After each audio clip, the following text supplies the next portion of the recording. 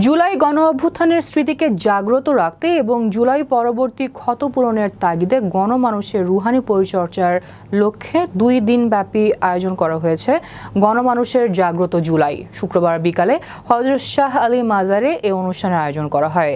এই আয়োজনে থাকছে গরিব অসহায়দের জন্য 2 দিনের মেডিকেল ক্যাম্প, জুলাইয়ের গ্রাফিতি আন্দোলনের ছবি ও খবরের কাগজ প্রদর্শনী, কবিতা পাঠ, জুলাই আন্দোলনের আহত এবং শহীদদের স্বজনদের স্মৃতিচারণ, শিশুদের চিত্রাঙ্কন, ভাবগানের আসর।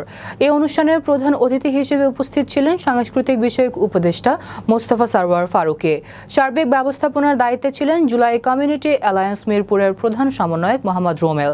বিশেষ অতিথি হিসেবে উপস্থিত ছিলেন কবি ও ভাবুক ফরহাদ মজহার। এছাড়াও উপস্থিত ছিলেন জুলাই আগস্টের আহত ও নিহতদের আত্মীয় স্বজন সহ সচেতন নাগরিকগণ। বক্তব্যে সাংস্কৃতিক বিষয়ের উপদেষ্টা বলেন, আমরা জুলাই আগস্টের নিহত ও আহতদের পরিবারবর্গদের কাছে যতটুকু দেওয়ার কথা ছিল আমরা তা আশা অনুরূপ পূরণ করতে পারিনি, তবে আমাদের চেষ্টা অব্যাহত রয়েছে। আমাদের পাশে আমরা সরকারকেও পাইনি, জুলাই ফাউন্ডেশনকেও পাইনি। তো এর জন্য বলতে চাই, যারা উপদেষ্টা হয়েছেন তারা যেন সকলেই আমাদের শহীদদেরকে না ভুলে যান। পালায় চলে গেছে, হাঁটতে হাঁটতে গেছে, সন্ধ্যা হয়ে গেছে, আমাদের 13 নম্বর গোলাগুলি হইতেছে।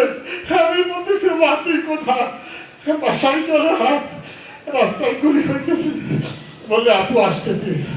এটা একটা অভূতপূর্ব ঘটনা, এটা একটা বিশাল ঘটনা। এর তাৎপর্য বুঝতে হলে আমরা অনেকদিন, আমাকে দীর্ঘ সময় কথা বলতে হবে। আমাদের ইচ্ছা কোনো রকমের কমতি নাই, এবং আমাদের ক্যাবিনেটের সারাক্ষণই আমরা এই কথাটা বলি যে আমরা বোধহয় যথেষ্ট করতে পারলাম না, মানে আমাদের আরো করবার আছে, এই কথাটা আমরা সবসময় ফিল করি।